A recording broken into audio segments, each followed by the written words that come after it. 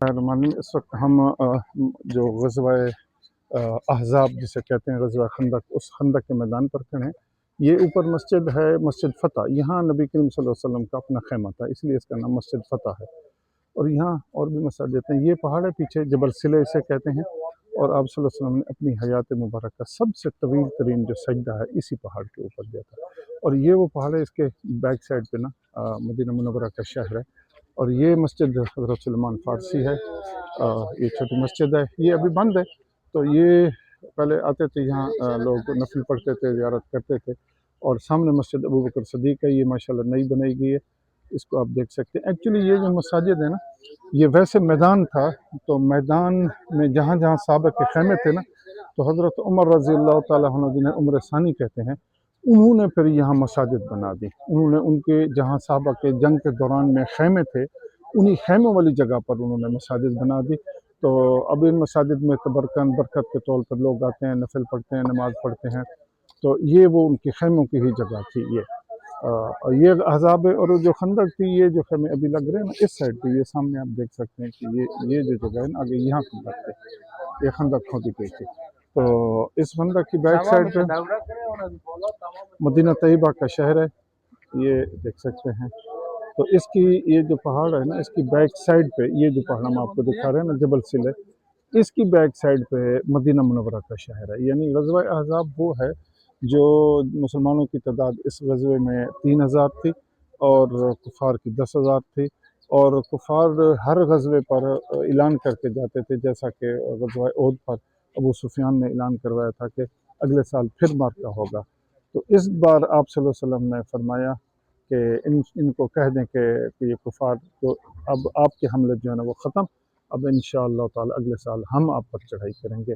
اور پھر آپ نے دیکھا، تاریخ نے بتایا کہ حضرت صلی اللہ علیہ وسلم مکہ مکرمہ تشریف لے گئے اور فتح مکہ ہو گیا۔ اور یہ غزوہ احزاب کے بعد جو کفار کے تابڑ توڑ جو حملے مسلمانوں پر یا صحابہ پر مدینہ منورہ میں تھے، تو وہ سارے ختم ہو گئے۔ اس کے بعد کوئی حملہ نہیں رہا، اس کے بعد ان کے حوصلے پست ہو گئے۔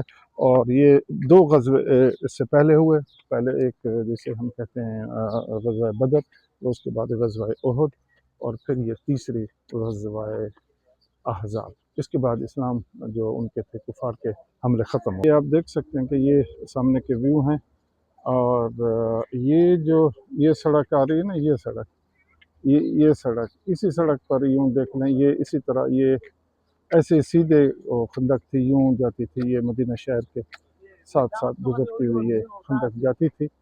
اور حضرت سلمان فارسی رضی اللہ تعالیٰ عنہ کے مشورے پر یہ خندق کھودی گئی تھی، کیونکہ فارس میں آپ آئے تھے، تو فارس میں نا یہ خندق کھودنے کا جنگوں میں رواج تھا، وہاں یہ خندقیں کھودی جاتی تھی۔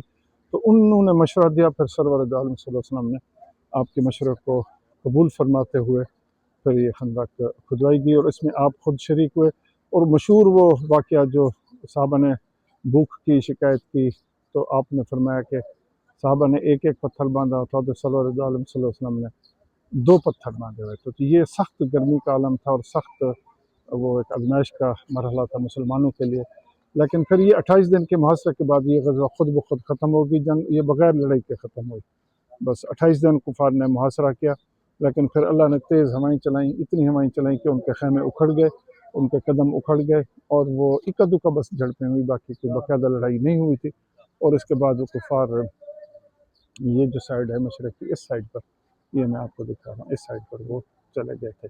یہ علاقہ جو اس سائڈ پہ اس طرف رخ ہے مکہ مکرمہ کا، اور وہ اس طرف وہ یہاں سے چلے گئے تھے۔ اور یہ اسلام کا کہہ لیں کہ جو کفار مکہ کے جو حملے تھے، وہ ان کا یہ آخری حملہ تھا۔ اس کے بعد کفار نے مدینہ پر کوئی چڑھائی نہیں کی۔ اس کے بعد باقی غزوات ضرور ہوئے، جیسے غزوہ تبوک ہے، اور بھی کافی غزوات ہیں وہ ہوتے رہے، لیکن کفار کے ساتھ جو براہ راست غزوات تھے وہ ختم ہو گئے۔ تو یہ ہم نے آپ کو دکھا، یہ مسجد فتح، سرور دو عالم صلی اللہ علیہ وسلم کا خیمہ مبارک، یہ حضرت سلمان فارسی کی مسجد، یہ، اور وہاں پر مسجد حضرت ابو بکر صدیق، اور پھر آگے مسجد حضرت علی کرم اللہ وجہ، اور پھر اسی طرح مسجد لخت جگر صلی اللہ علیہ وسلم تھی۔ اسی طرح یہ 5 مساجد تھی۔ تو یہ وہ میدان ہم نے آپ کو غزوہ احزاب، جسے غزوہ خندق بھی کہتے ہیں، یہ دکھایا۔